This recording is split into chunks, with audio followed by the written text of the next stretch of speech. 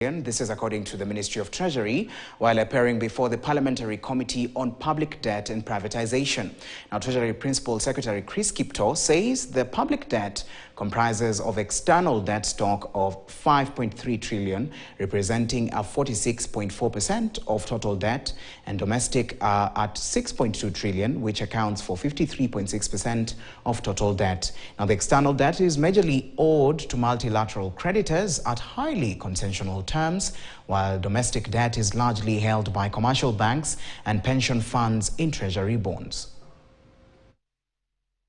The budget you have approved, we have targeted 4.8% of GDP. Our desire is to come to around 3% by 2029, and our aspiration is actually not just balance, but if we can run a surplus budget in the future, so that we are also able to lend to other countries, like we are borrowing, because we are borrowing savings of other countries. That should be our aspiration. This is why the conversation on revenues. How do we make sure we collect enough revenues to cover our expenses? We are at 11.5 trillion. And if you look at the journey for the last 13 years, especially when we adopted our constitution, by 2012-2013, our risk of debt default was very low. It was rated low.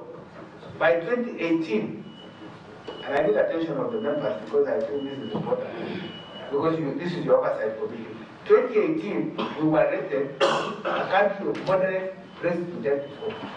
2020, we were rated a country of high risk of debt default. So if we continue with the behavior of what we were doing, then we could easily default. And you know what it means? We will lose our savings, pension, your deposit in banks will go. And it's a place we can't go. That's why we religiously, as Treasury, make sure that we pay or honor obligations when they fall due. We would rather delay CDF, we would rather delay others, but make sure we pay the obligations falling due. So, I just want. Right now, the competition